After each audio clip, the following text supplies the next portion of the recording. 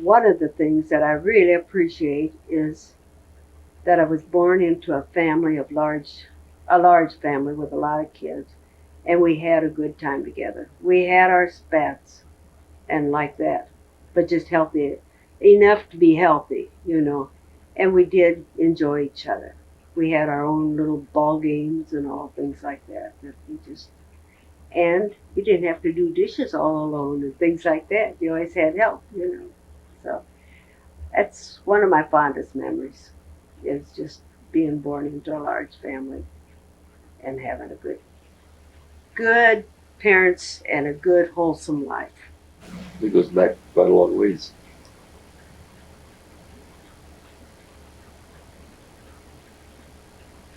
I remember as far as some of the things that I really enjoyed was we didn't have we would have those like fun nights or buggies those days. And I remember going over to my grandma and grandpa's house in a buggy and a horse.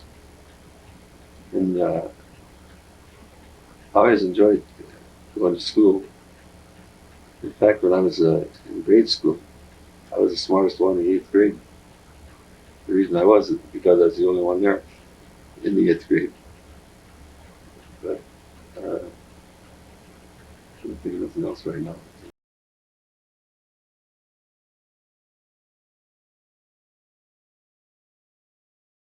Mm, I can't say that.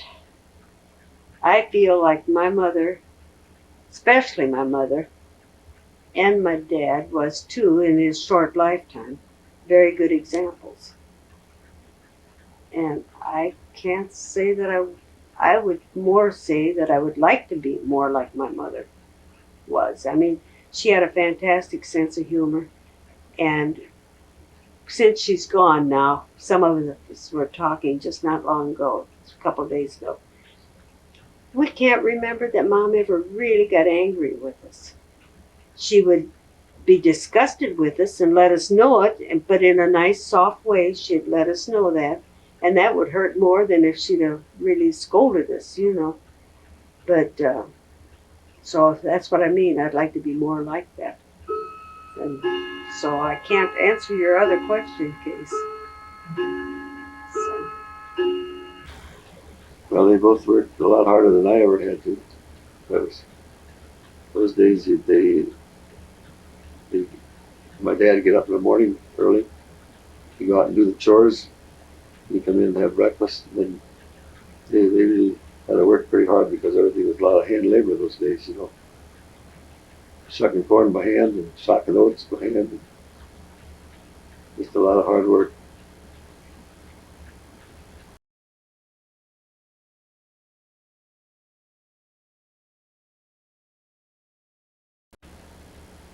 According to my dad and mother, that's plenty.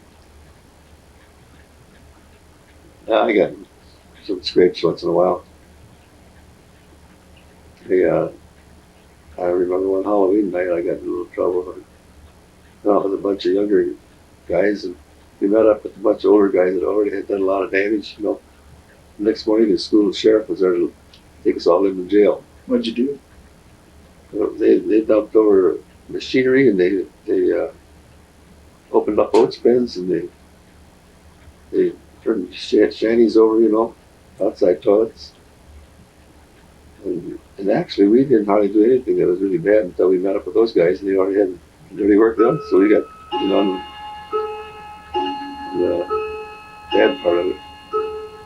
no, I just the petty little things. Once in a while, you'd pinch your brother or sister real hard, that you were mad at them. But one time, I don't remember why, but I deserved a spanking. And Mom made me go out and get my own stick. I thought, boy, I'll fix her. And I took in just a little thin twig. Boy, that thing stung. I said, if I ever have to do that again, I'm going to bring in a 6-inch board, one that she couldn't swing very good. But other than that, no, I mean, I don't remember what I even got the spanking for that time, but I did. And I'm sure it was needed. So Were your parents strict? not strict. They disciplined, and also for dates, I always had to ask permission before I could really, say yes that I would go. Most always. There's times I would accept without talking to them, but you always talked it over with your parents first. But other than that, no, they didn't pry and weren't nosy. What'd you do? Where'd you go? None of that. I mean, they just trusted us, I guess. What happened to you? Did you get into trouble for that? For that Halloween night? Not too bad, but what was kind of pathetic about the whole thing, after it was all come out and they found out who all did made the damages and everything, there was school windows were broken, a few things. And here our dads went and repaired all the damages while us guys all went swimming one afternoon. It probably was a good thing because we probably would have fixed it right anyway. How were you punished at home when you got into trouble? Well, my dad usually might go out and stay out a little late. My dad was usually sleeping when I come home, but my mother might be sitting in the rocking chair, kind of waiting for me. And I get a little bawling out for being late, which I had it coming to me as far as that goes. Were your parents strict? No, I wouldn't say they were really real strict. They pretty well let me do quite a few things that I'm surprised.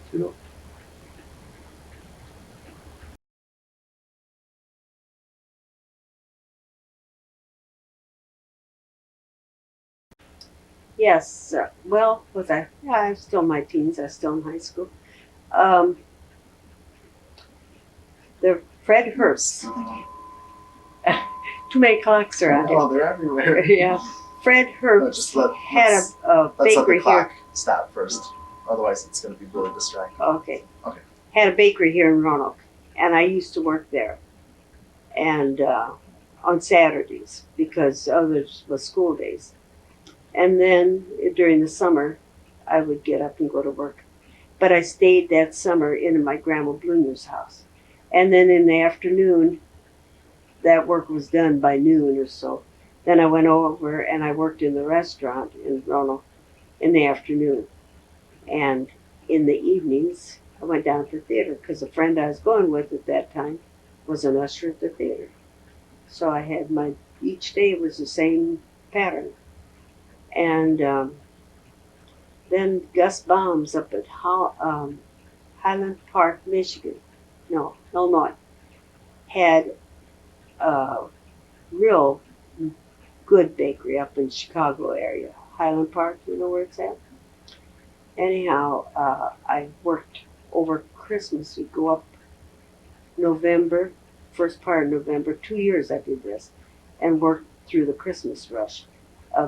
They would have a fantastic trade of all kinds of Christmas cookies, and I made Christmas cookies till they came out our ears and stuff almost. And it was just lots of fun to do that. And then before I got married, I worked at Caterpillar in the machine shop, ran different machines. So, How much were you paid for your different jobs? at the bakery, I got $5 a week, and I was at work at 6 o'clock in the morning, and worked till noon. And at the restaurant, it was mostly for my meals. I did get paid a little bit there too. And oh yes, I worked as a maid in Peoria, and I got $7 a week. And I had on my 18th birthday was a Monday, and I had a big laundry, and I counted. I had 18 starched long sleeve shirts that I washed and ironed that day. I was so blue that day on my 18th birthday. There I was slaving over them dumb shirts. But it all came and went. And it was nice in the evening. A bunch of my friends came in and surprised me. So it was great. But when I worked up at, I don't remember what I got up at Gus Baum's Bakery in Chicago. I don't remember what. But at Caterpillar, my take-home pay was in the $20, I think, when I first started. And by the time I quit, I had gotten advancements, and I was in the $40 bracket for a week. So that was big pay back in those days. Yeah, I did. What'd you do? I helped farmers out in the field. I remember I snapped sweet corn for one of our neighbors. We get out in the morning at daylight, work till noon, and I got 30 cents an hour for snapping sweet corn. That was a job I didn't like to do.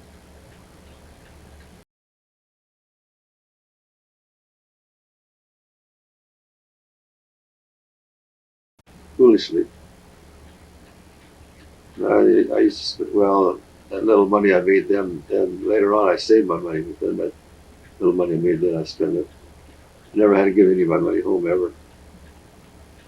Whatever I made, I got to keep.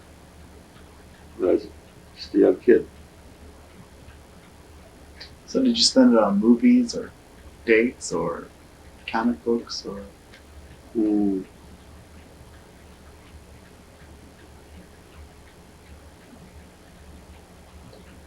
I used to spend it on movies, candy, and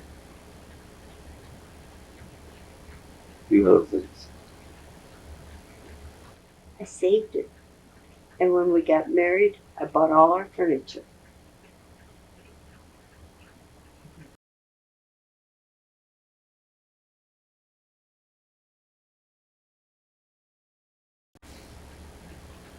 As far as the labor part of it, when we were younger, I think we had to work a lot harder than what the younger generation does now. But on the other hand, I think that the younger generation today, they're exposed to so many different things than we were. It's not even funny.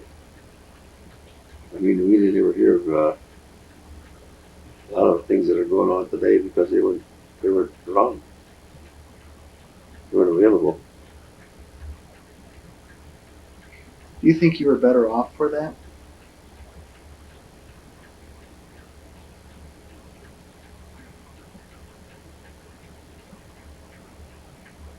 Yes and no.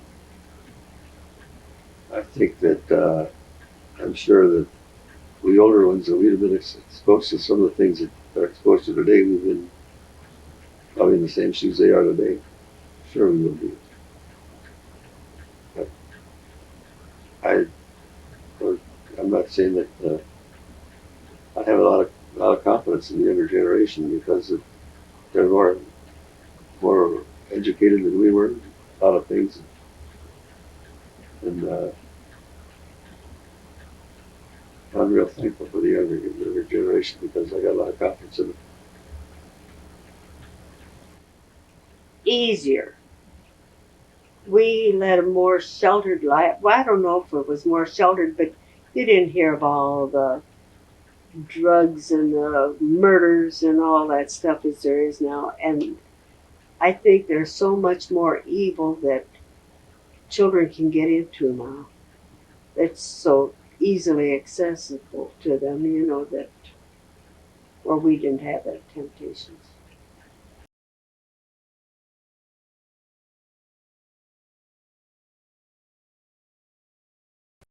A regular, normal evening. We didn't get to do that very often way back then, but mostly to a movie. Once in a while, roller skating, but mostly to a movie. Usually we go roller skating or go to a movie. We had those outdoor movies. Those days we always used to go to a little town in Benson. They had the street movies. They'd have blocks and planks and blocks, and they were all free movies. You get herself maybe a nickel root beer or something like that. I think he's really a hero.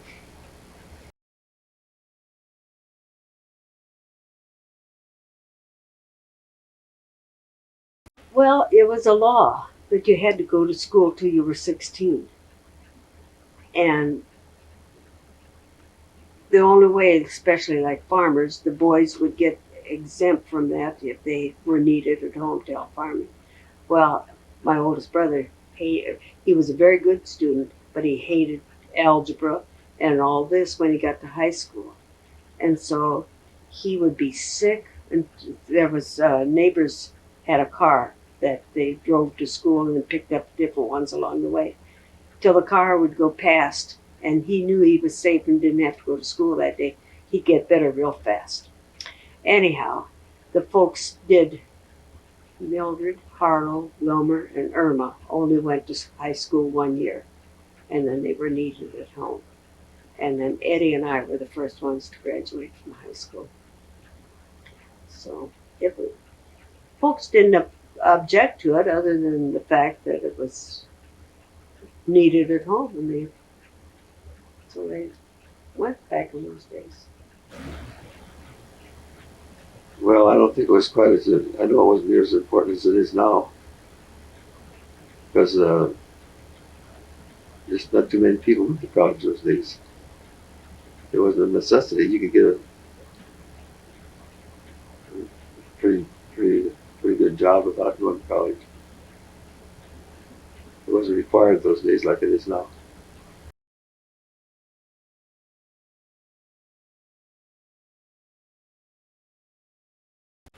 No, the only college I've had is when I took training for my pilot's license, the bookwork, and I took a real estate course, which I passed and all, but hated it. Hated every minute I was in real estate. Didn't give a hoot. Dick wanted to go, and so he said, "Why don't you go with me?" And I didn't want to go to that dumb class, but to pacify him, I went along too. And it's not for me. I'd rather be a cook, not cleaner. I don't like to clean house. Look at my house, you can tell that. So, Did any of your siblings go to college? I can't recall that any of them ever really did. My brothers or sisters.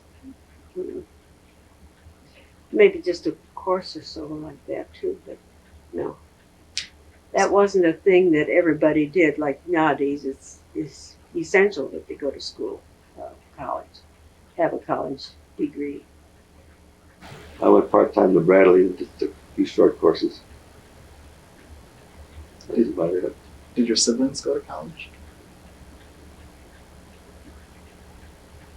You're talking about my daughters now? No, I'm sorry. Did your brothers or sisters go to Oh, college? no. No. Yeah, well, my one sister went to Mid-State College.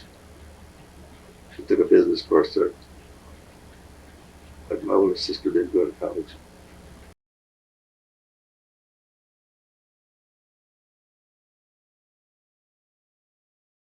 What was dating like? It was mostly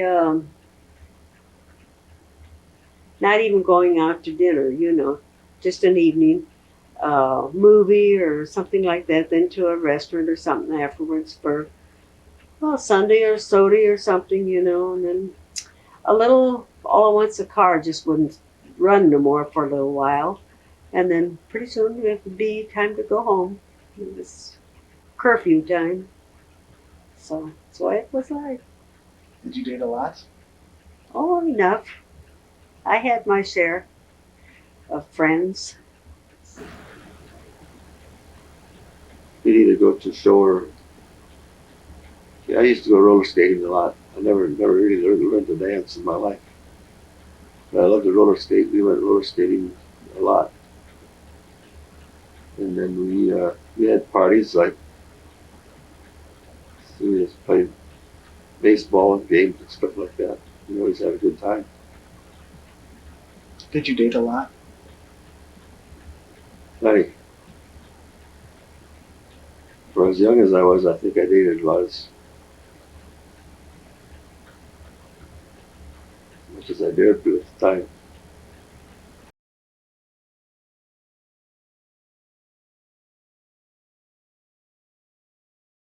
Somebody that was really upright, had a good religious foundation, and someone you could trust. I didn't care about looks or dress, or I didn't want to be nice looking, a nice dressing, neat, but that didn't mean as much as the other things. I was looking for a sweet, good-looking young lady, and that was a good Christian. And I just felt that the best way to do that would be to pray about it and let the Lord recommend me. So I think it's worked out real good.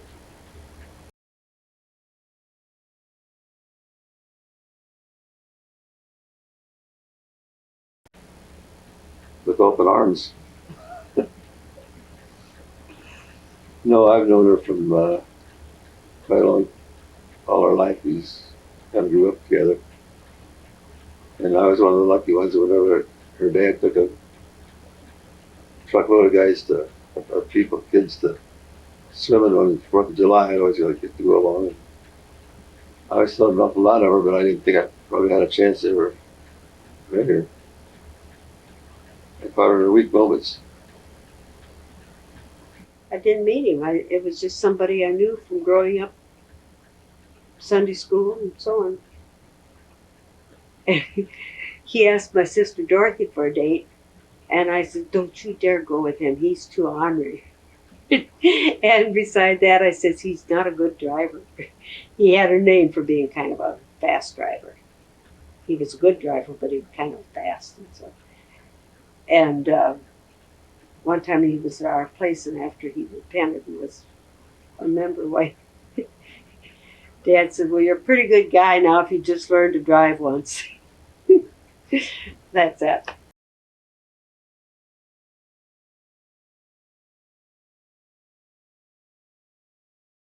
Well, in our church, you know how we do it, how it's done. The boy, whoever he is, decides he wants a helpmate. He goes and he talks to the elder. Well, first of all, you do a lot of praying about it, and you're led that way. Then they talk to the elder, then you get the proposal through the elder. Is that the way you and Grandpa did it? Huh? Is that Yeah, the way you and yeah, Grandpa? Did you discuss it before he did that, or was it a surprise to you? it was a surprise. I mean, I didn't know it ahead of time. I thought he had his eyes kind of open, but I wasn't sure of it. So, Well, it's customary in our church that we pray about it, and then when we feel like we shown the right one, that we to our elder of the church, and then he sends a letter to the other party, and they pray about it, and then you might get a yes or a no. You never know until it goes back. For the luck of it, I got a yes. I guess maybe the reason I did, she didn't know me as good as she thought she did. Do you think Grandma suspected that you were going to ask her?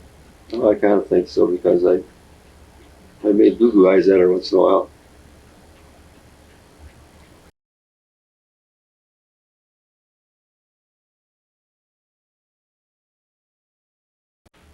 it was a beautiful fall October day, but it also was quite windy in the afternoon.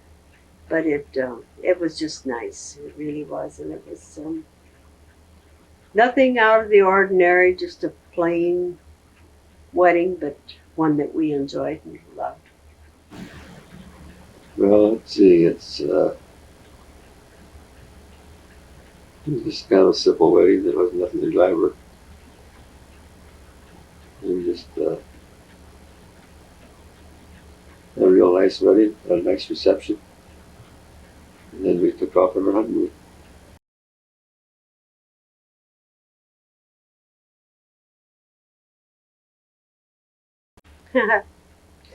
Well, this was wartime. Don't forget, we were married in '45, and the war was still going on. I think. When was BJ Day? You don't know. Anyhow, yeah, and you couldn't buy a new car. All the metal went to war makings. And so he had an old Nash.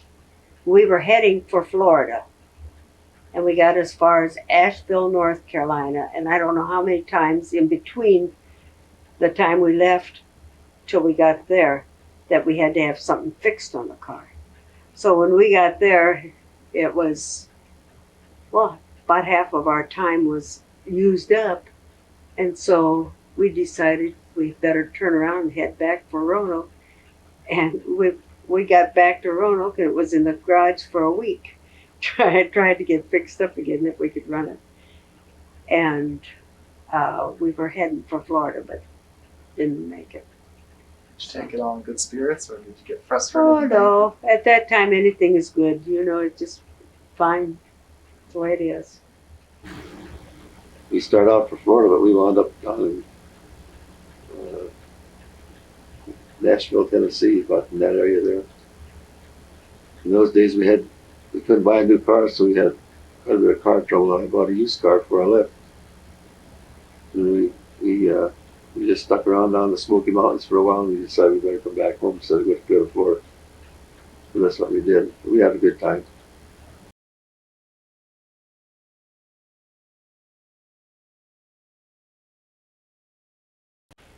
Proud of my grandkids, my children, my husband.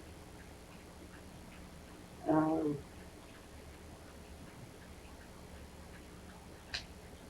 guess that's it. I can't brag about too many things being proud of. Although I think the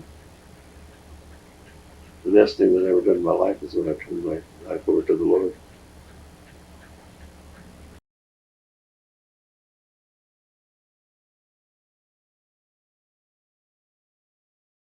Greatest advancement, probably mode of travel. I remember riding in a Klondike to school. What's that? You know what a Klondike is? It was a neat buggy, closed-in buggy. It had a windshield on it, and the horses were out in front. And under the windshield, there was a slot where the reins had come through, and you drive through. That's the way they drove, you know, just the horses.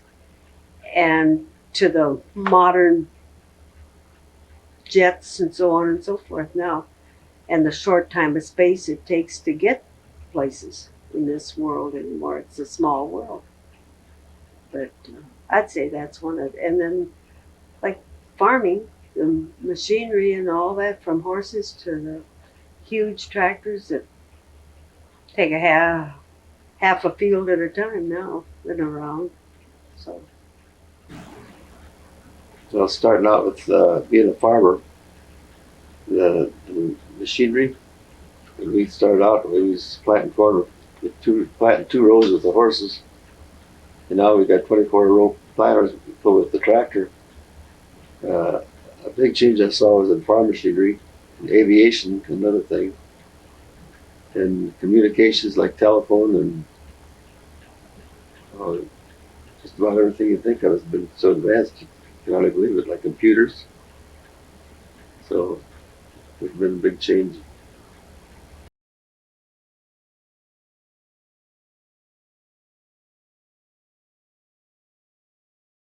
whew, that's a good question. If I could answer that, I'd be a rich lady, wouldn't I? uh, I'd say liberalism, how they, not just youth, how people in general have become so liberal, and it's just not good. Well, I think really the people are just living a little bit too fast right now. It just seems like the one thing that's the younger generation, even when we were kids, we probably go to town maybe once a week, like on Saturday night or something like that. And there wasn't so many things. Never heard of drugs or nothing like that. And there's just more things today. I think there's more evil in the world for one thing. There's more things that kids are exposed to, and then all you gotta do is get in the wrong company, and you're in big trouble.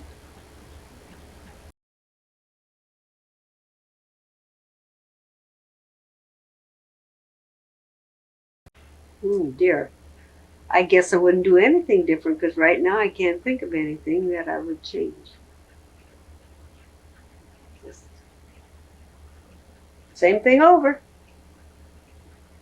Well, I think when I started out when I was in school, I wish I'd have buckled down and got the full benefit of it instead of just kind of sliding along.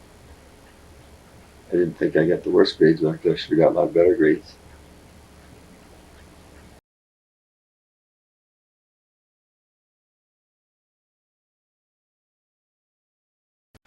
When man would walk on the moon, I just didn't think we belonged up there, and I didn't think God would permit it, but He did. So that's what I didn't think I'd ever see. Man would walk on the moon.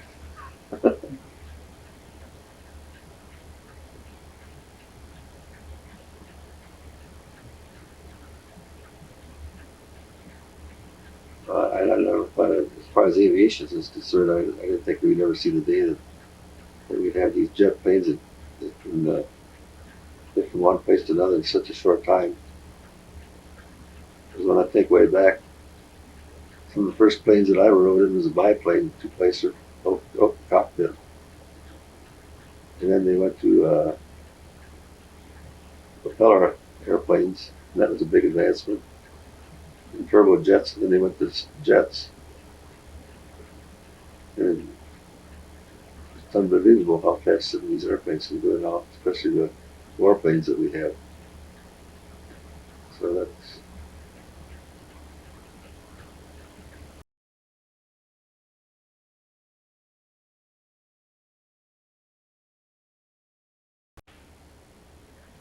Be like my mom, like she was. Her personality, her jovial way of living, satisfied with whatever came her way.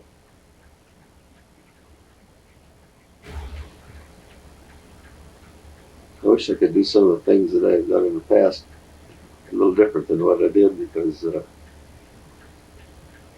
after living so many years in this whole world, you realize you made a lot of mistakes in life, and just there's things that I'd have done over. The one thing I think I'd have promoted more family worship and try to be a better example for my children. So all in all, we got a wonderful family, which I'm thankful of, and I'm thankful for 5 daughters, and a wonderful wife.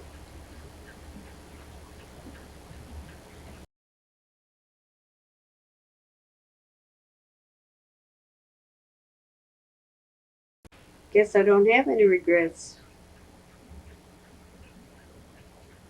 Can't think of anything that I would answer that to. You got an hour, I'll tell you. You got plenty of time. I don't know right offhand what my biggest regret would be.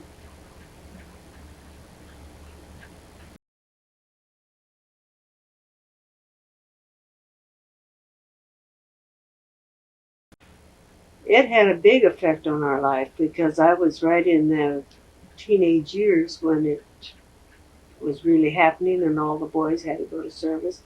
And that's why all the women were working in factories. That's why I was working at Caterpillar on the type of work I was doing. And just, even like the speed limits. To conserve gas for our cars, we had rationing, for food, different kinds of foods. You had to have stamps, and it was all due to the war that things went to the service to the army boys. And like I said, you couldn't buy a new car for nothing. All the metal went to, like the plowshares went into, like the old saying is, the metal goes into the service. Ammunition, tanks, all the equipment. And just different way we lived at that time than what normally you would have been. World War II. No, I wasn't in service at the time because I didn't pass my physical. Yeah, I worked at the terminal, which is they build road machinery, and they had a shop department. They made ammunition for the war, and I worked there 12 hours a day for 7 days a week, plus helping my dad farm. That was quite different, and I didn't have no time for any leisure. Didn't have any leisure time at all. But goodbye.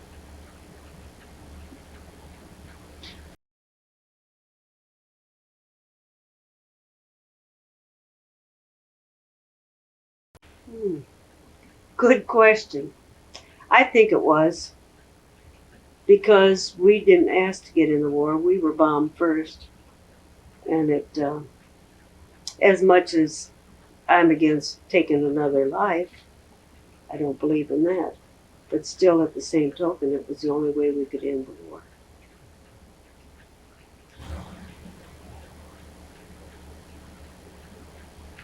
I don't believe in taking human life, but I believe it. The way it went, there was probably a lot less lives lost that way than the war would have continued and they would have dropped the bomb. So it's a matter of opinion. You got to kind of decide for yourself. So that did stop the war. That was a big factor because there could have been a lot more people killed. It would have stopped the war.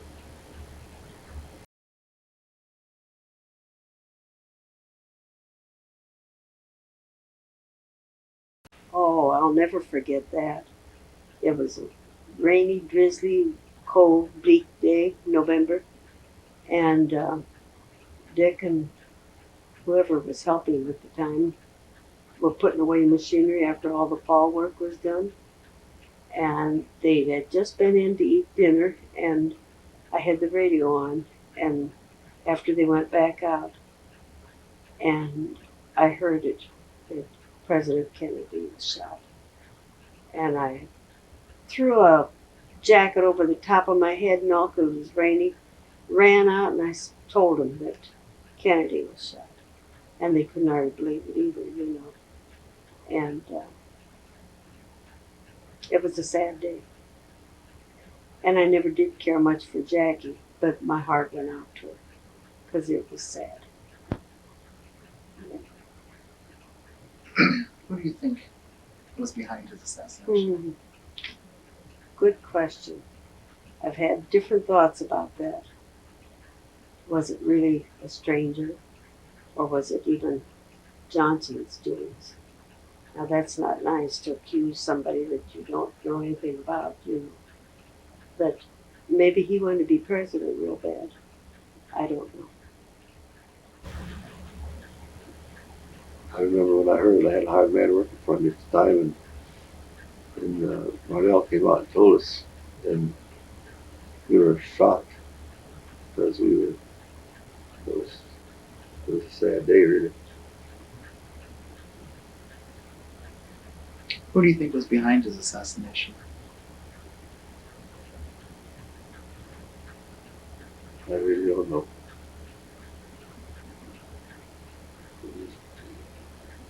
It's something I don't think anyone really knows. Have any guesses? The true facts, you know. You heard a lot of possibilities that it could have been someone else wanted in power real bad, or either someone that had a grudge against him personally. You just don't know. Could have been hired, done by someone that you don't even think about. You know.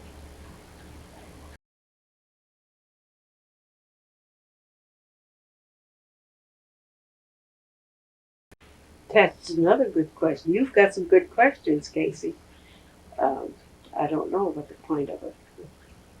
If it was just to help out another country and we got into it thicker than we wanted to, what? I don't know. Can you tell me?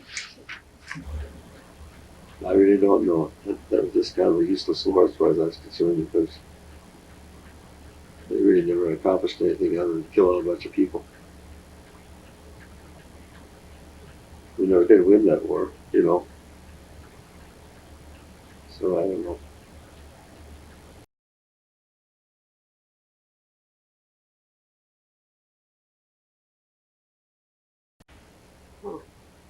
I just didn't think it was going to happen. I thought, not that I was opposed to it, I didn't believe that, but it was just that I just thought it was not going to happen, that God wouldn't permit. But I thought it was a great accomplishment when it did happen, and was very interested. And on TV to see him bouncing, with the weightlessness. So it was pretty exciting. So I remember my dad was living then yet, and right before this man walked the moon for the first time, we were talking together one afternoon, and my dad said he just don't think God will ever permit man to walk on the moon. And, and that was before this happened, and then after my dad passed away is when this happened, and I often thought, I wonder what he'd say about it now. I was really surprised that it really happened myself because it sounds like it's pretty far-fetched. The moon's got a long ways away. So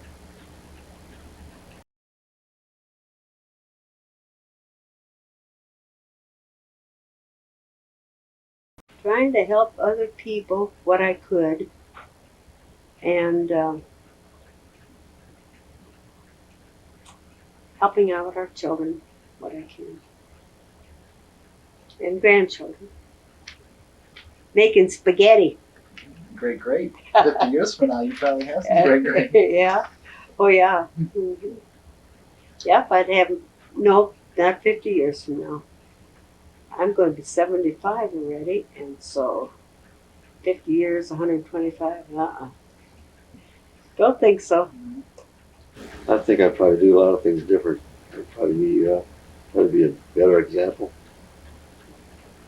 First of all, to my family, and then to everyone in general. And I'd try to do more good for other people. So I try to do that now, but then I could sure do a lot better. You know, I can't say that I appreciate my friends any more than I do now, because I do appreciate my friends and neighbors, and especially my family and grandsons and granddaughters and so on down the line.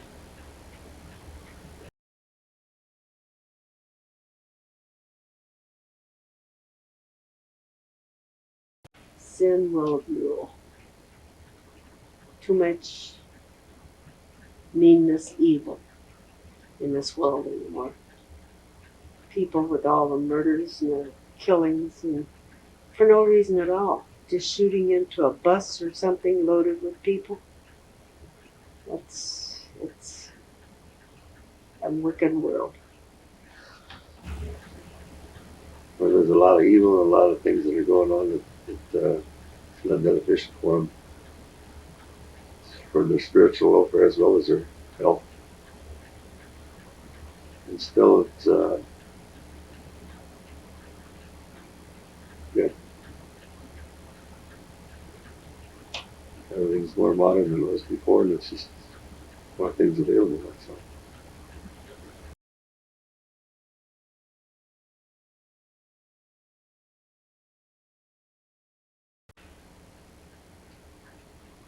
Love, honor, and obey. Love your God and your helpmate and your family, your children, your siblings, your brothers and sisters. Love is a big thing in this world, I think. Patience, another big thing. And don't get so upset over dumb, trivial little things. This too shall pass away. So uh, take each day as it comes and make the best of it. Amen. Well, I think there's a lot of things that I hope for the younger generation, and that is first of all, if they can go to heaven. That's our number one goal in this life, anyway. Is to go to a place it's unbelievable from what I hear. And then I just hope the best for them as far as their financial conditions. I hope this whole world will kind of get better instead of worse for the younger generation. Okay, that's too helpful.